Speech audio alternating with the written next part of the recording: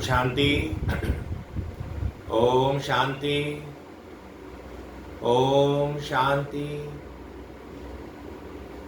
11/7/2025 प्रातः मुरली। ओम शांति। बाप दादा सुनते हैं बाबा के महावाक्य। बाबा कहते, मीठे बच्चे, पहले पहले सबको बाप का सही परिचय देकर गीता का भगवान सिद्ध करो, फिर तुम्हारा नाम बाला होगा। प्रश्न है, तुम बच्चों ने चारों युगों में चक्र लगाया, उसकी रस्म भक्ति में चल रही है वह कौन सी? प्रश्न है, तुम बच्चों ने चारों युगों में चक्कर लगाया है, उसकी रस्म भक्ति में चल रही है वह कौन है? उत्तर में बाबा ने बोला, तुमने चारों युगों में चक्कर लगाया, वह फिर सब शास्त्रों चित्रों आदि को गाड़ी में रख चारों ओर परिक्रमा लगाते हैं, फिर घर में आकर सुला देते हैं। तुम ब्राह्मण देवता क्षत्रिय बनते इस चक्कर के बदले उन्होंने परिक्रमा दिलाना शुरू किया है। ये भी रस्म है।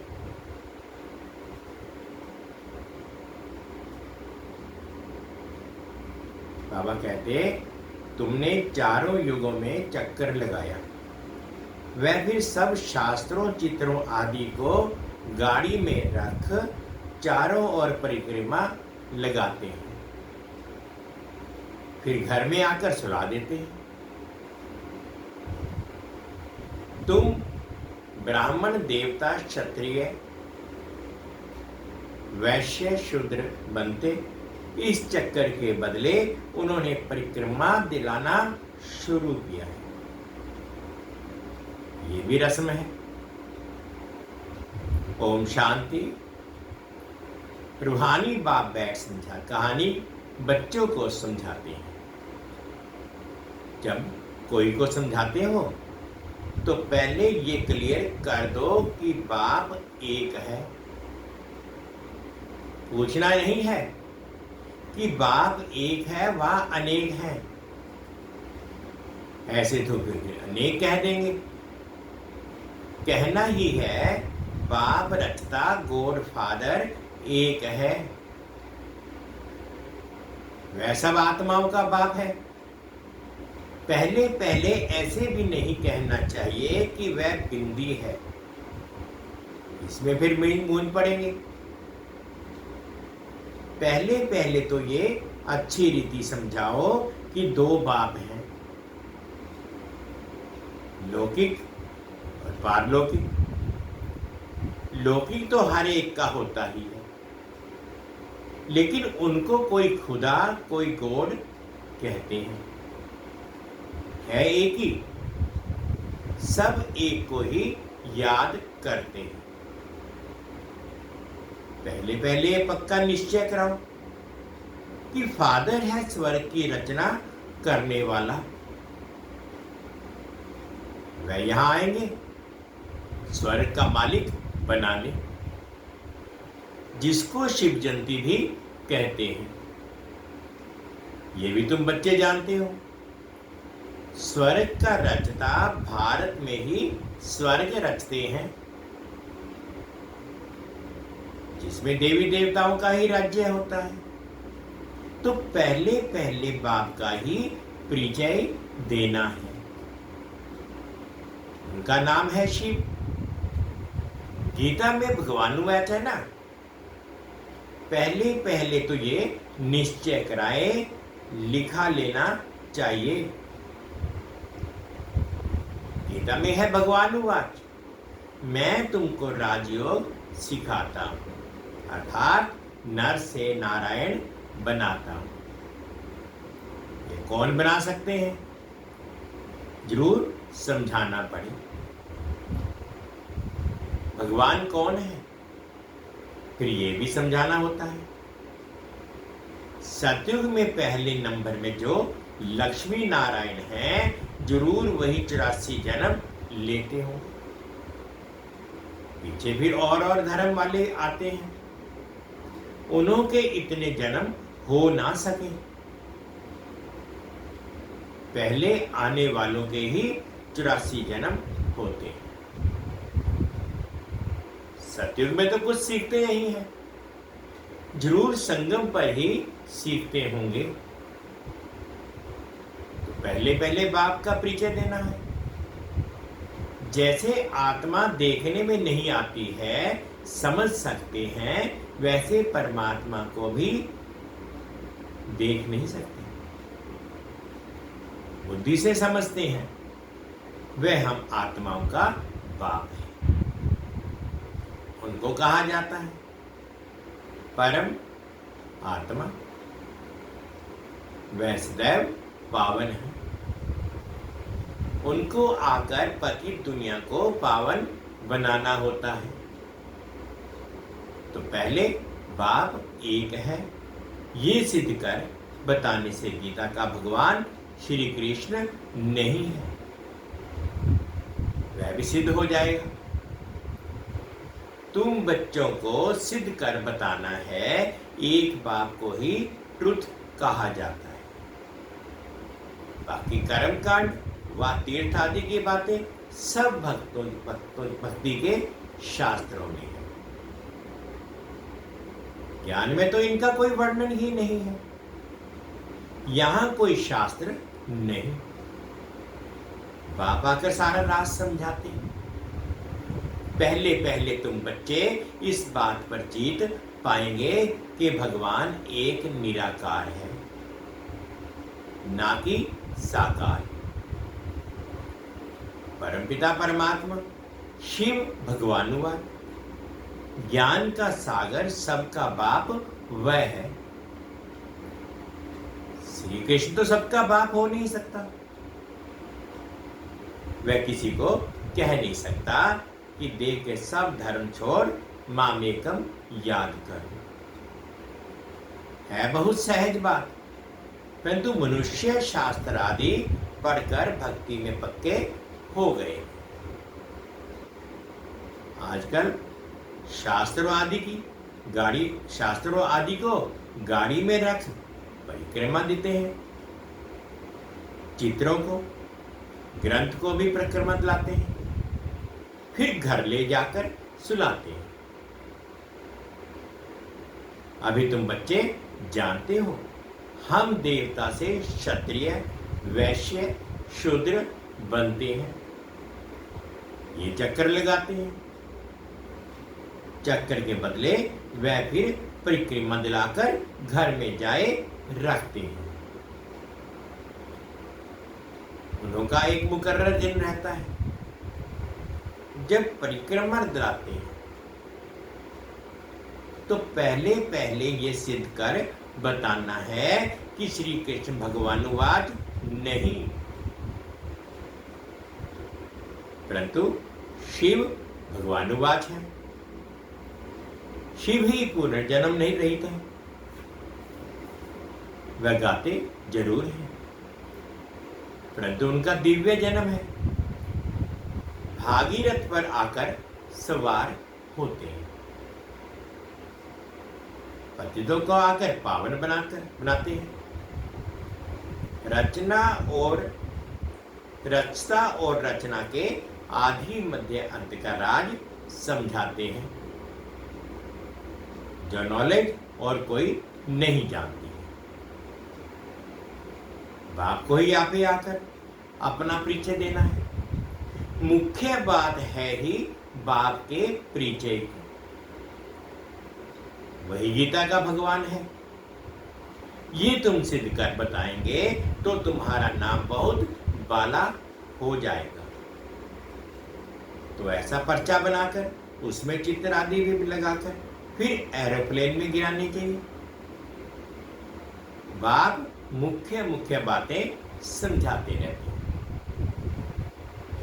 तुम्हारी मुख्य एक बात में जीत हुई तो बस तुमने जीत पाई। इसमें तुम्हारा नाम बहुत बाला हुआ है, इसमें कोई खिटखिट नहीं करेगा। यह बड़ी क्लियर बात है। बाप कहते हैं मैं सर्वव्यापी कैसे हो सकता हूं? मैं तो आकर बच्चों को नॉलेज सुनाता हूं, पुकारते भी हैं आकर पावन बनाओ। रचना का और रचना का ज्ञान सुनाओ। महिमा भी बाप की अलग, श्री कृष्ण की अलग है। ऐसे नहीं शिव बाबा आकर फिर श्री कृष्ण व नारायण बनते हैं। 84 जन्मों में आते हैं, 84 जन्मों में आते नहीं हैं। तुम्हारी बुद्धि सारी ये बातें समझाने में लगी रहनी चाहिए। क्या है ही गीता, भगवानुवाच है ना, तो जरूर भगवान का मुख चाहिए ना। भगवान तो है निराकार, आत्मा मुख बिगर बोले कैसे? तब कहते हैं मैं साधारण तन का आधार लेता हूं। जो पहले लक्ष्मी नारायण बनते हैं वही 84 जन्म लेते लेते पिछाड़ी में आते हैं, तो फिर उनके ही तन में आते हैं। श्री कृष्ण के बहुत जन्मों के अंत में आते हैं। ऐसे ऐसे विचार सागर मंथन करो कि कैसे किसको समझाएं। एक ही बात से तुम्हारा नाम बाला हो जाएगा। रचना बाप को सबको मालूम पड़ जाएगा। तुम्हारे पास बहुत आएंगे, तुमको बुलाएंगे कि यहां आकर भाषण करो। इसलिए पहले पहले अल्प सिद्ध कर समझाओ। तुम बच्चे जानते हो बाबा से हम स्वर्ग का वर्षा ले रहे हैं। बाबा हर 5000 वर्ष के बाद भारत में ही भाग्यशाली रथ पर आते हैं। यह है सौभाग्यशाली जिस रथ में भगवान आकर बैठते हैं। कोई कम है क्या? बाबा पूछ रहे हैं कोई कम है क्या? भगवान इसमें बैठ बच्चों को समझाते हैं कि मैं बहुत जन्मों के अंत में इसमें प्रवेश करता हूं। श्री कृष्ण की आत्मा का रथ है ना, वह खुद श्री कृष्ण तो नहीं है, बहुत जन्मों के अंत का है। हर जन्म में फीचर्स, ऑक्यूपेशन आदि बदलता रहता है। बहुत जन्मों के अंत में जिसमें प्रवेश करता हूं वह फिर श्री कृष्ण बनते हैं, आते हैं संगम युग में। हम भी बाप का बनकर बाप से वर्षा लेते हैं। बाप पढ़ाकर साथ ले जाते हैं और कोई तकलीफ की बात नहीं। बाप सिर्फ कहते हैं मामेकम याद करो। तो ये अच्छी रीति विचार करना चाहिए कि कैसे कैसे लिखें। यही मुख्य मिस्टेक है जिस कारण ही भारत अनराइटियस, इरिलीजियस, इंसॉल्वेंट बना है। बाप फिर आकर राजयोग सिखलाते हैं, भारत को राइटियस, सॉल्वेंट बनाते हैं, सारी दुनिया को राइटियस बनाते हैं। उस समय सारे विश्व के मालिक तुम ही हो। कहते हैं ना, wish you long life and prosperity. बाबा आशीर्वाद नहीं देते हैं कि सदा जीते रहो। ये साधु लोग कहते हैं। अमर रहो। तुम बच्चे समझते हो अगर तो जरूर अमरपुरी में होंगे, मृत्यु लोक में फिर अमर कैसे कहेंगे? तो बच्चे जब मीटिंग आदि करते हैं तो बाप से राय पूछते हैं। बाबा एडवांस राय देते हैं, सब अपनी अपनी राय लिख भेजें, फिर भल इकट्ठे भी हो। राय तो मुरली में लिखने से सबके पास पहुंच जाती है, पहुंच सकती है। 2-3 हजार खर्चा कम बच जाएगा। इन 2-3 हजार से तो 2-3 सेंटर खोल सकते हैं। गांव गांव में जाना चाहिए चित्र आदि लेकर। तुम बच्चों का जास्ती इंटरेस्ट सूक्ष्म वतन की बातों में नहीं होना चाहिए। ब्रह्मा विष्णु शंकर आदि चित्र हैं तो इस पर थोड़ा समझाया जाता है। इनों का बीच में थोड़ा पाठ है। तुम जाते हो, मिलते हो, बाकी और कुछ है नहीं, इसलिए इसमें जास्ती इंटरेस्ट नहीं लिया जाता है। यहाँ आत्मा को बुलाया जाता है, उनको दिखाते हैं। कोई कोई आकर रोते भी हैं, कोई प्रेम से मिलते हैं, कोई दुख के आंसू बहाते हैं। ये सब ड्रामा में पार्ट है जिसको चिट चैट कही जाए। वो लोग तो ब्राह्मण में कोई की आत्मा को बुलाते हैं, फिर उनको कपड़ा आदि पहनाएंगे। अब शरीर तो वह खत्म हो गया, बाकी पहनेंगे कौन? तुम्हारे पास ये रस्म नहीं है। रोने आदि की तो बात ही नहीं। तो ऊंच से ऊंच बनना है, वह कैसे बने? जरूर बीच में संगम युग है जब पवित्र बनते हैं। तुम एक बात सिद्ध करेंगे तो कहेंगे ये तो बिल्कुल ठीक बताते हैं। भगवान कभी झूठ थोड़े ही बना सकते हैं, बता सकते हैं। फिर बहुतों का प्यार भी होगा, बहुत आएंगे। समय पर बच्चों को सब पॉइंट्स भी मिलती रहती है। पिछाड़ी में क्या क्या होना है वह भी देखेंगे। लड़ाई लगेगी, बम छुटेंगे। पहली मौत है उस तरफ, यहां तो रक्त की नदियां बहनी है, फिर घी दूध की नदी। पहले पहले धुआं विलायत से निकलेगा।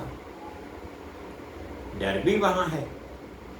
कितने बड़े बड़े बाउंस बनाते हैं, क्या क्या उसमें डालते हैं जो एकदम शहर को खलास कर देते हैं। ये भी बताना है किसने स्वर्ग की राजाई स्थापन की। हेवनली गॉड फादर जरूर संगम पर ही आते हैं।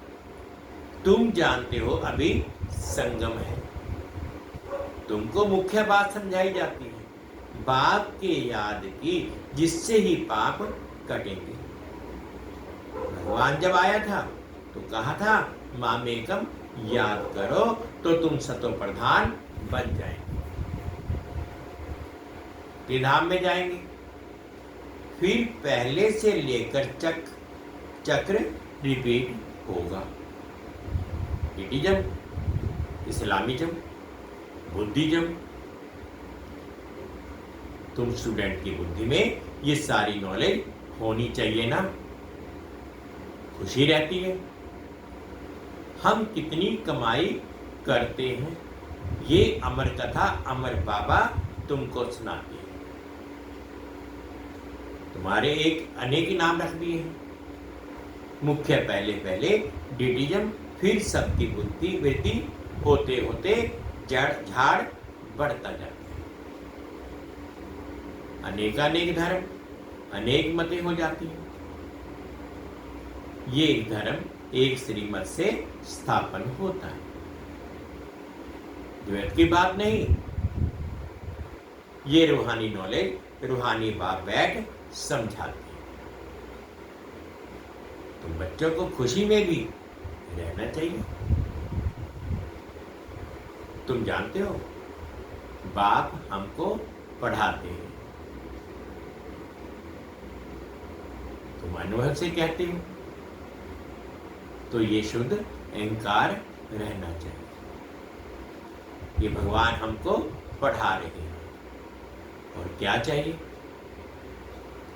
जबकि हम विश्व के मालिक बनते हैं, तो खुशी क्यों नहीं रहती?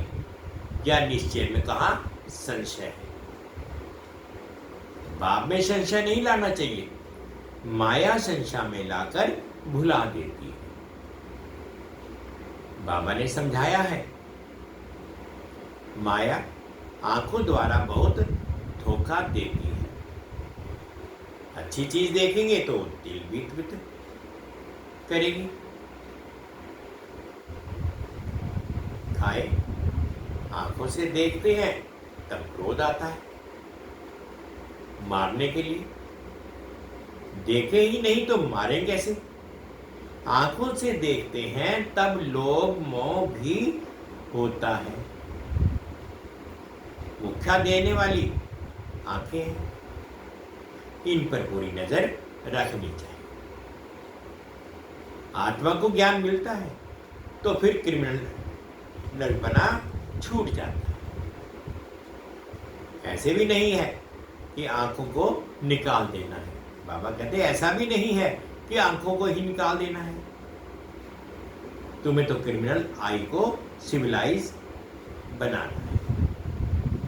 अच्छा, मीठे मीठे से खिलते बच्चों प्रति माता पिता बाप दादा का याद प्यार और गुड मॉर्निंग। रूहानी बाप की रूहानी बच्चों को नमस्ते। हम रूहानी बच्चों की रूहानी माता पिता बाप दादाजी को याद प्यार गुड मॉर्निंग और प्यार भरी नमस्ते। ओम शांति, ओम शांति। शुक्रिया बाबा, शुक्रिया। अब धारणा के लिए मुख्य सार फर्स्ट पॉइंट में बाबा कहते हैं सदा इसी नशे व खुशी में रहना है कि भगवान हमको पढ़ाते हैं। इसी बात में भी संशय बुद्धि नहीं होना है, शुद्ध अहंकार रखना है। सेकंड पॉइंट बाबा कहता है कि सूक्ष्म पतन की बातों में ज्यादा इंटरेस्ट नहीं रखना है। आत्मा को सतो प्रधान बनाने के पूरा पुरुषार्थ करना है। आपस में राय कर सबको बाप का सही परिचय देना है, पहचान देनी है। आज का बाबा का मीठा मीठा वरदान है जो अनुभव करेंगे। पास विद ऑनर पढ़ने के लिए पुरुषार्थ की गति तीव्र और ब्रेक पावरफुल रखने वाले यथार्थ योगी भव। पास विद ऑनर बनने के लिए पुरुषार्थ की गति तीव्र और ब्रेक पावरफुल रखने वाले यथार्थ योगी भव। वर्तमान समय के प्रमाण पुरुषार्थ की गति तीव्र और ब्रेक पावरफुल चाहिए, तब अंत में पास विद ऑनर बन सकेंगे।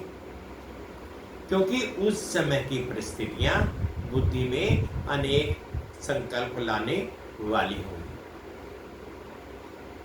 उस समय सब संकल्पों से परे एक संकल्प में स्थित होने का अभ्यास चाहिए।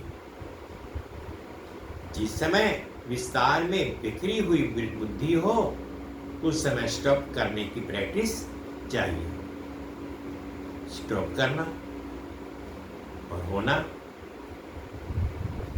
जितना समय चाहे उतना समय बुद्धि को एक संकल्प की में सिद्ध कर ले।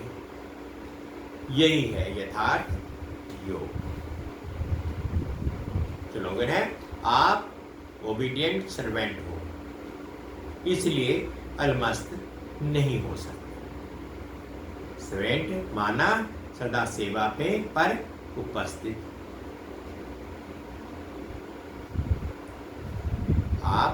ओबीडियंट सर्वेंट हूँ, इसलिए अलमस्त नहीं हो सकते। सर्वेंट माना सदा सेवा पर उपस्थित। अब व्यक्ति इशारे है, संकल्पों की शक्ति जमा कर श्रेष्ठ सेवा के निमित्त बनो। जैसे इंजेक्शन के द्वारा ब्लड में शक्ति भर देते हैं, ऐसे आपका श्रेष्ठ संकल्प इंजेक्शन का काम करेगा। संकल्प द्वारा संकल्प में शक्ति आ जाए। अभी इस सेवा की बहुत आवश्यकता है। स्वयं की सेफ्टी के लिए भी शुभ और श्रेष्ठ संकल्प की शक्ति और निर्भयता की शक्ति जमा करो, तभी अंत सुहाना और बेहद के कार्य में सहयोगी बन बेहद के विश्व के राज्य अधिकारी बन सकेंगे। जैसे इंजेक्शन के द्वारा ब्लड में शक्ति भर देते हैं, ऐसे आपका श्रेष्ठ संकल्प इंजेक्शन का काम करेगा। ऐसे आपका श्रेष्ठ संकल्प इंजेक्शन का काम करेगा। संकल्प द्वारा संकल्प में शक्ति आ जाए। अब अभी इस सेवा की बहुत आवश्यकता है। स्वयं की सेफ्टी के लिए भी शुभ और श्रेष्ठ संकल्प की शक्ति और निर्भयता की शक्ति जमा करो, तभी अंत सुहाना और बेहद के कार्य में सहयोगी बन बेहद के विश्व के राज्य अधिकारी बन सकेंगे। मीठे बच्चे, पहले पहले सबको बाप का सही परिचय देकर गीता का भगवान सिद्ध करो, फिर तुम्हारा नाम बाला होगा। ओम शांति, ओम शांति। शुक्रिया बाबा, शुक्रिया 2 मिनट के लिए बाबा।